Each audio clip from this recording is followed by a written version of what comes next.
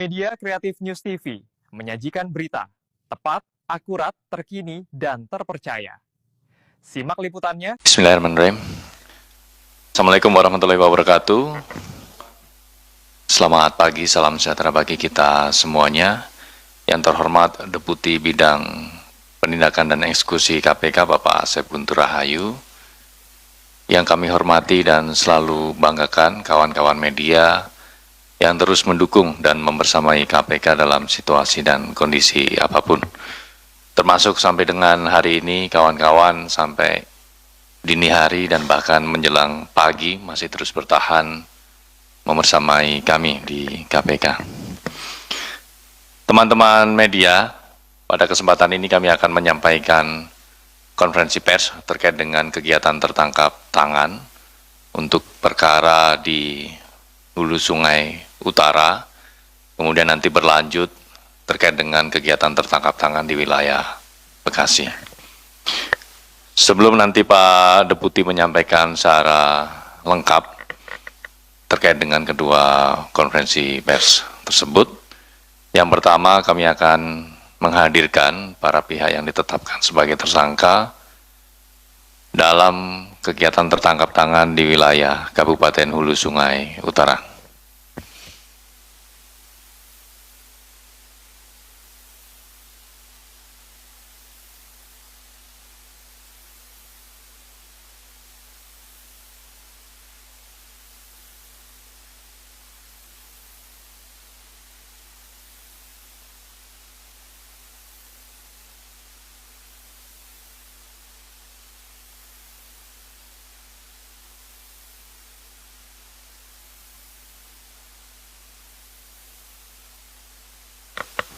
Cukup kawan-kawan? Baik, terima kasih. Silakan kembali ke tempat.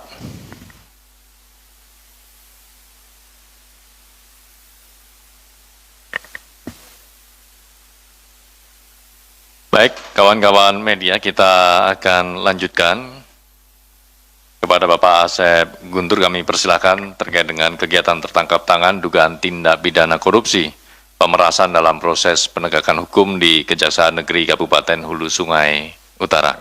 Pada Bapak Asep Guntur kami persilakan.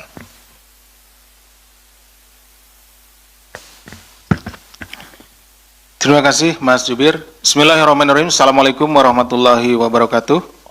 Selamat pagi dan salam sejahtera bagi kita sekalian. Yang saya hormati Mas Jubir, yang saya hormati, saya cintai, saya banggakan rekan-rekan jurnalis yang dari sejak 2 hari yang lalu sampai pagi hari ini membersamai kami dalam rangka pemberantasan tindak pidana korupsi. Pada pagi hari ini kami akan menyampaikan kegiatan penangkapan terhadap tertangkap tangan dugaan tindak pidana korupsi pemerasan dalam proses penegakan hukum di Kejaksaan Negeri Kabupaten Hulu Sungai Utara tahun anggaran 2025-2026. Adapun kronologis dan konstruksi perkaranya adalah sebagai berikut. Pada kesempatan ini, Komisi Pemberantasan Korupsi akan menyampaikan hasil kegiatan penangkapan terhadap terduga pelaku tertangkap tangan terkait dugaan tindak pidana korupsi berupa penerimaan hadiah atau janji oleh penyelenggara negara serta penerimaan lainnya di Kabupaten Hulu Sungai Utara, HSU, Kalimantan Selatan, tahun anggaran 2025-2026. Kegiatan penangkapan ini dilakukan pada hari Kamis, tanggal 18 Desember 2025, yang bermula dari laporan pengaduan masyarakat. Dalam kegiatan tersebut, tim mengamankan sejumlah 21 orang. Jadi kegiatan pertamanya yang diamankan ada sekitar 21 orang, di mana 6 orang diantaranya kemudian diterbangkan ke Jakarta untuk dimintai keterangan yang lebih intensif. Ke-6 pihak tersebut, yaitu Saudara APN, selaku Kepala Kejaksaan Negeri Kabupaten Hulu Sungai Utara periode Agustus 2025 sampai dengan sekarang, Saudara ASB, selaku Kepala Seksi Intelijen Kejaksaan Negeri Kabupaten Hulu Sungai Utara, Saudara RHM selaku Kepala Dinas Pendidikan Hulu Sungai Utara, Saudara YND selaku Kepala Dinas Kesehatan HS Hulu Sungai Utara, Saudara HEN selaku pihak lainnya, dan Saudara RR selaku pihak lainnya pula. Adapun konstruksi perkaranya sebagai berikut. Setelah menjabat sebagai Kepala Kejaksaan Negeri Hulu Sungai Utara pada Agustus 2025, Saudara APN diduga menerima aliran uang sekurang-kurangnya sebesar 804 juta rupiah secara langsung maupun melalui perantara, yaitu Saudara ASB selaku Kepala Seksi Intelijen Kejaksaan Negeri Hulu Sungai Utara, dan Saudara TAR selaku Kepala Seksi Perdata dan Tata Usaha Negara Kejaksaan Negeri ASU serta pihak lainnya.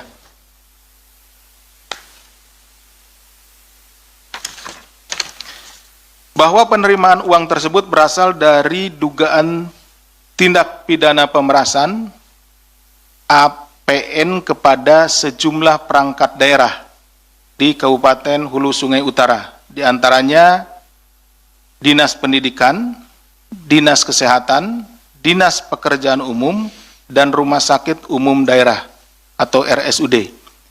Permintaan tersebut disertai dengan ancaman, itu dengan modus bahwa agar laporan pengaduan atau LAPDU dari lembaga swadaya masyarakat yang masuk ke Kajari HSU terkait dinas tersebut tidak akan ditindaklanjuti proses hukumnya. Dalam kurun waktu November sampai dengan Desember 2025, dari permintaan tersebut APN diduga menerima aliran uang sebesar 804 juta yang terbagi dalam 2 klaster perantara, yaitu jadi ada 2 klaster penerimaannya melalui 2 perantara. Melalui perantara Saudara TAR mungkin ya. Kita lihat lagi sebentar. TAR ya.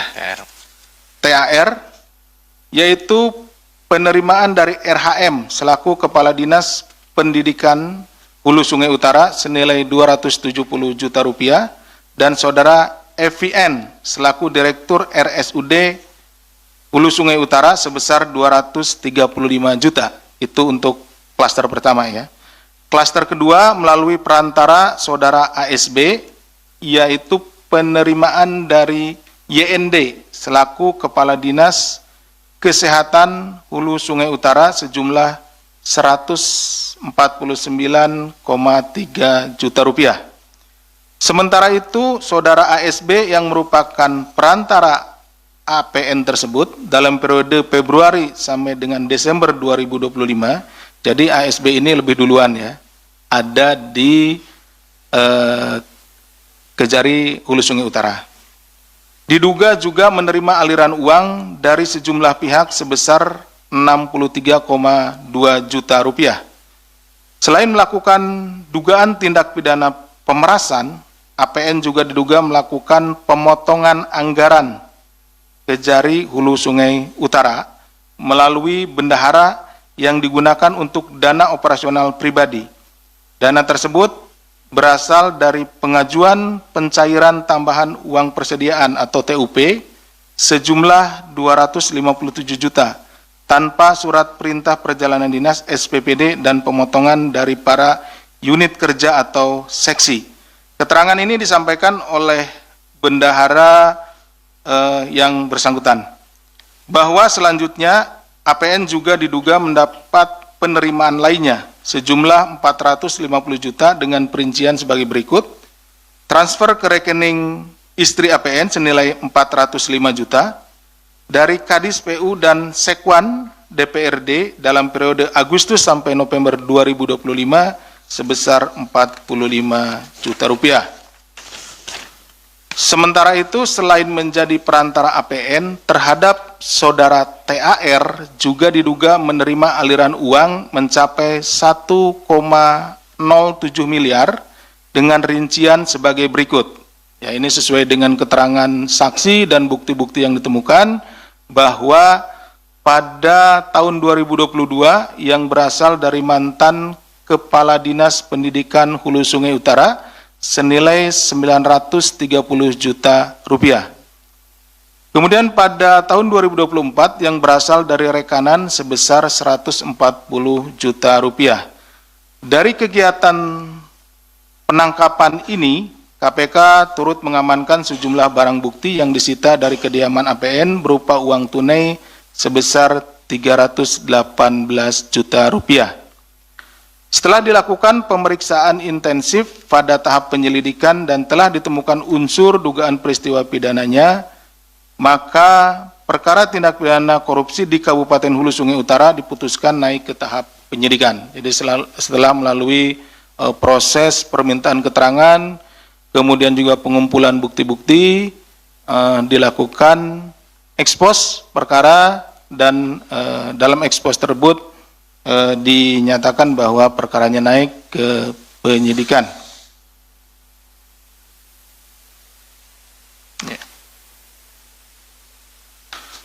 Kemudian setelah ditemukan kecukupan alat bukti, KPK menetapkan 2 orang tersangka.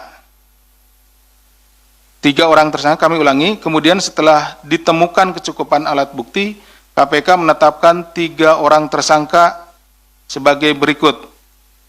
Yang pertama, saudara APN selaku Kepala Kejaksaan Negeri Kabupaten Hulu Sungai Utara periode Agustus 2025 sampai dengan sekarang. Saudara ASB selaku Kepala Seksi Intelijen Kejaksaan Negeri Kabupaten Hulu Sungai Utara dan saudara TAR selaku Kepala Seksi Datun Kejaksaan Negeri Kabupaten Hulu Sungai Utara. KPK selanjutnya melakukan penahanan terhadap para tersangka untuk 20 hari pertama sejak tanggal 19 Desember 2025 sampai dengan 8 Januari 2026. Atas perbuatannya, para tersangka disangkakan melanggar pasal 12 huruf E, pasal 12 huruf F, Undang-Undang Nomor 31 Tahun 99 sebagaimana telah diubah dengan Undang-Undang Nomor 20 Tahun 2002, Yunto pasal 55 ayat 1 ke 1, KUHP Yunto pasal 64 KUHP. Tadi disebutkan bahwa ditetapkan 3 orang tersangka, tetapi yang tadi ditampilkan dan kemudian ditahan oleh kami itu baru 2 karena yang satunya masih dalam pencarian. Tentunya kami berharap kepada yang bersangkutan kooperatif dan segera menyerahkan diri untuk mengikuti proses hukum selanjutnya. Dalam kesempatan ini KPK juga turut menyampaikan apresiasi dan terima kasih kepada masyarakat di wilayah Kalimantan Selatan, khususnya di Kabupaten Hulu Sungai Utara yang telah melaporkan kepada kami terkait tindak pidana yang terjadi di daerah tersebut. Kemudian juga ucapan terima kasih disampaikan kepada Angkasa Pura, Bandara Samsudinor, kemudian dan pihak-pihak lainnya yang telah mendukung proses penanganan perkara ini.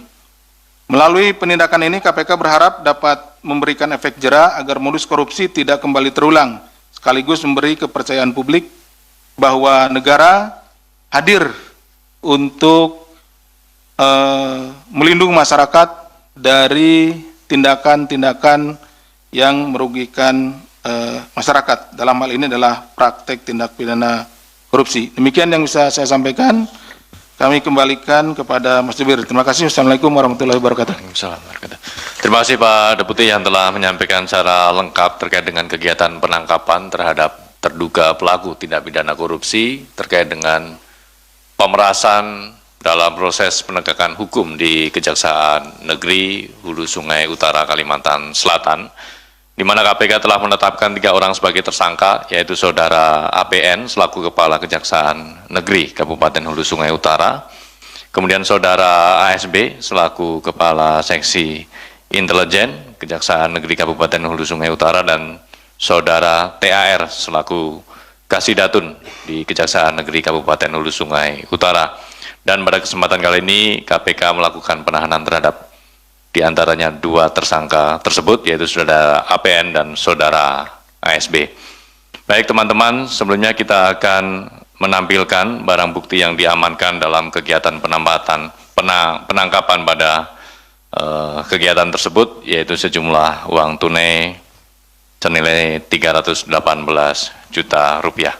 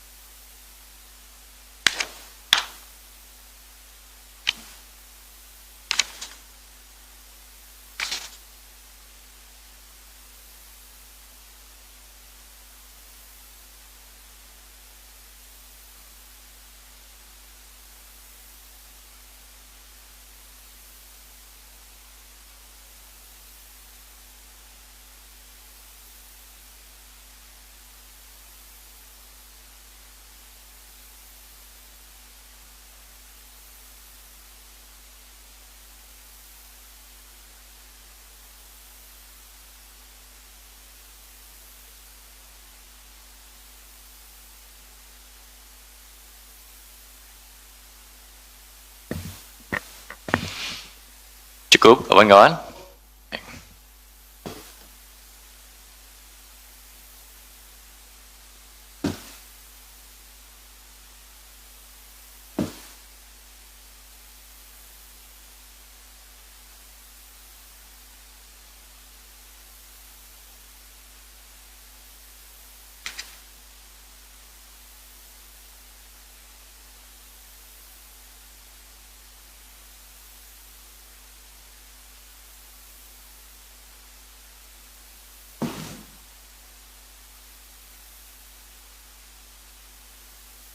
Yang jawab aja.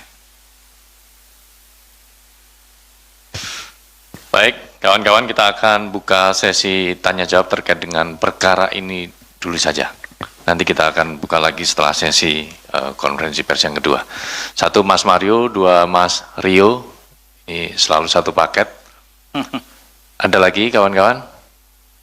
Oke, Mas Mario, kesempatan pertama kami persilakan.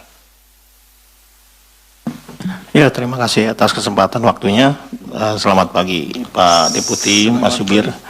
Ya, ini terkait kasus dugaan di Ajari ASU ini. Ya, yang saya ingin tanyakan pertama, tadi singgung Pak Deputi soal bagaimana ada salah satu tersangka yang ditetapkan yang masih dalam masa pencarian. Gitu.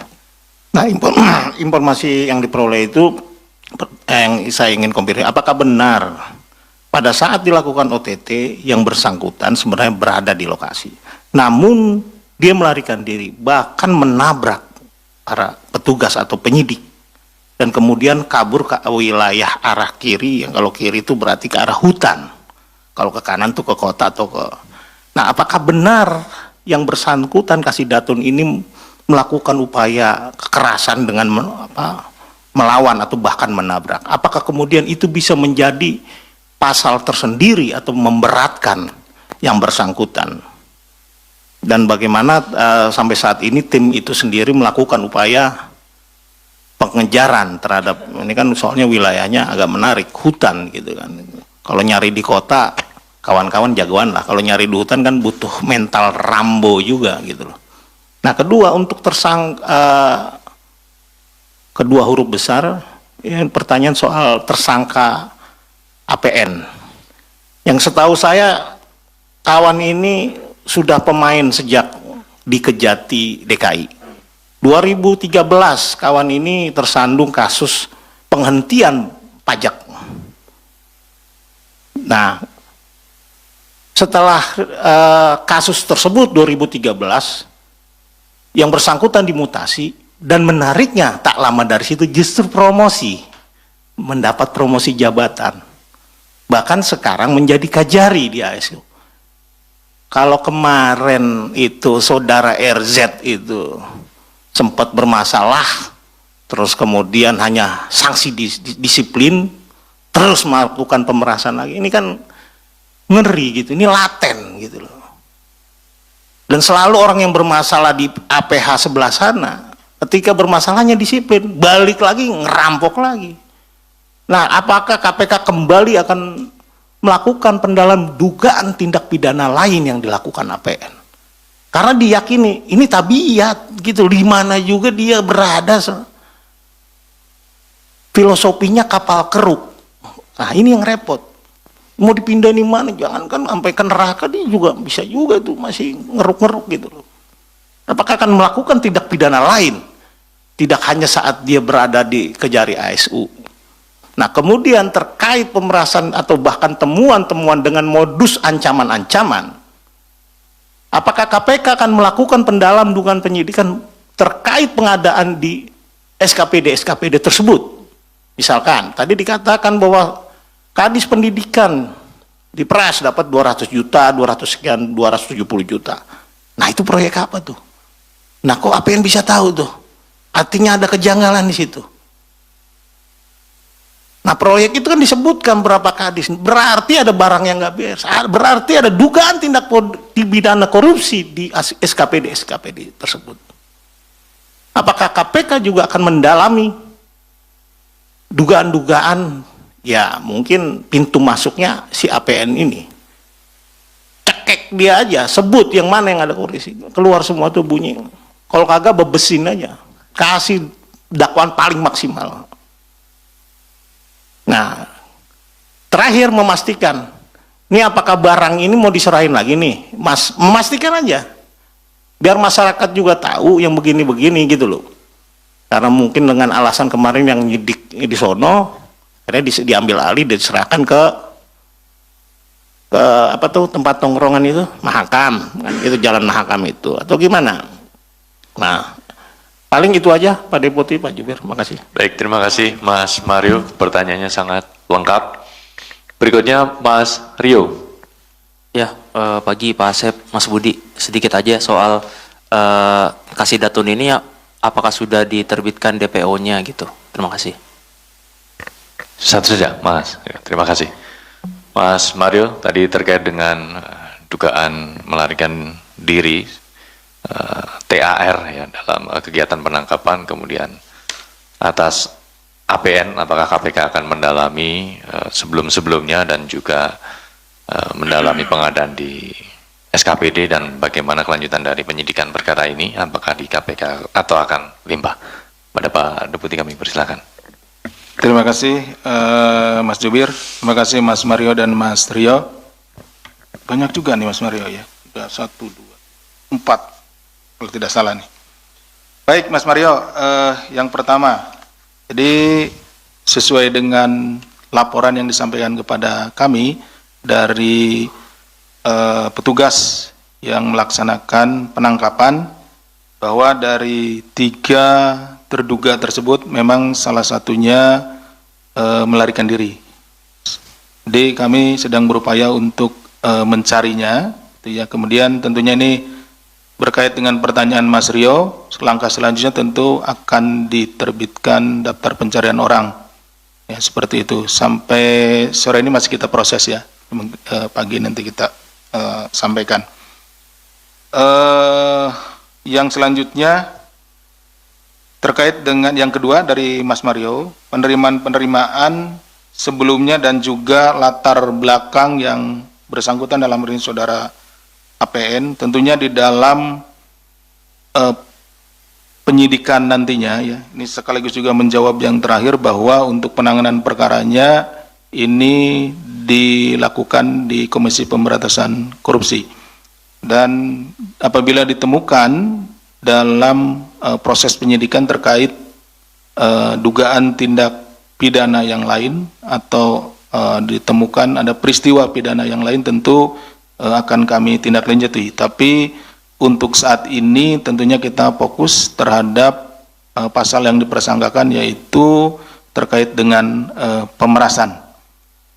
Kemudian terkait dengan ancaman dan modus-modus yang lainnya, yang tadi disampaikan bahwa ada pengadaan dan lainnya, justru yang disampaikan atau ancaman-ancaman itu adalah hanya sebagai modus ya, karena berdasarkan keterangan dari para kepala SKPD tidak ada perkara atau pengadaan yang sedang ditangani di situ. Jadi ada dibuat gitu ya, ada seolah-olah ada laporan, kemudian ditindaklanjuti laporannya bahwa ada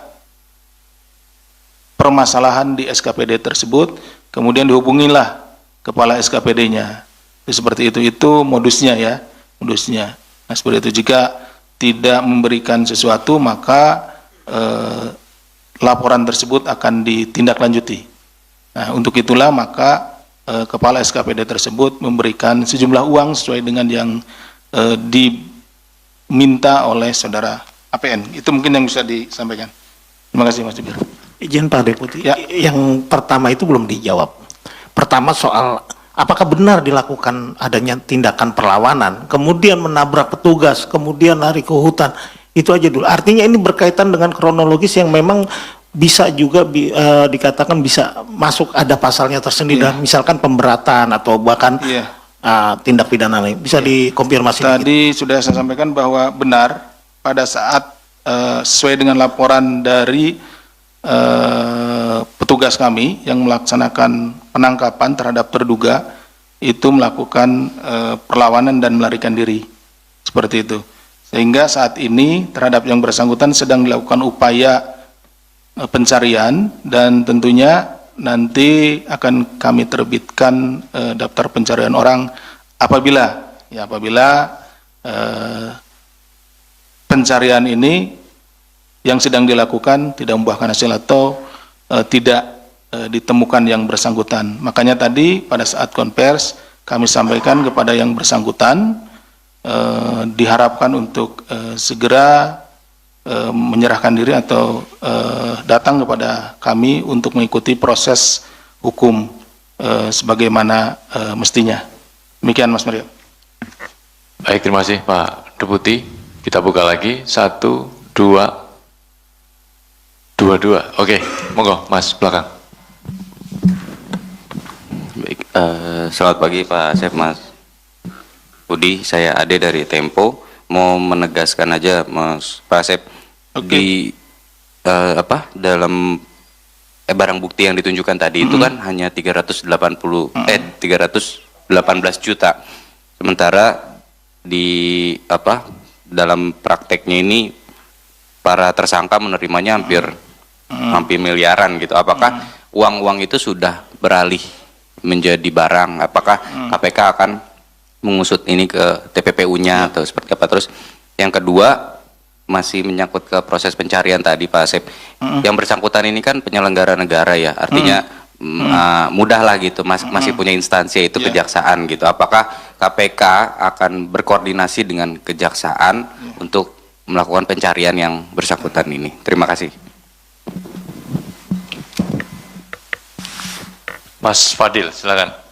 Baik, terima kasih Mas Budi. Pak Asep, izin saya Fadil dari Kumparan. Sebenarnya saya hanya ingin mengkonfirmasi terkait dengan dugaan uang yang diterima sama APN yang dalam kurun November sampai Desember 2025. Di pointersnya kan itu disebutkan dalam periode itu APN ini diduga menerima aliran uang sebesar 804 juta rupiah dari 2 klaster perantara, yang mana ada perantara dari Kasih Datunnya sama Kasih Intelnya. Dan kalau nggak salah itu setelah saya jumlahkan itu nggak sampai angkanya 804 juta, jumlahnya hanya 10 sebesar 654,3 juta. Ya. Ini sisanya larinya kemana gitu? Maksudnya penerimaan yang lainnya itu dari siapa gitu? Ya. Mungkin itu saja Pak Asep, Mas Budi. Terima kasih. Ya. Baik, terima kasih Mas Fadil dan juga Mas Ade. Ada lagi kawan-kawan supaya kita tuntaskan? Cukup? Oke. Baik, Pak Deputi, kami persilahkan. Baik, karena ini nanti ada yang berikutnya gitu. Sekali lagi ininya ya. Oke.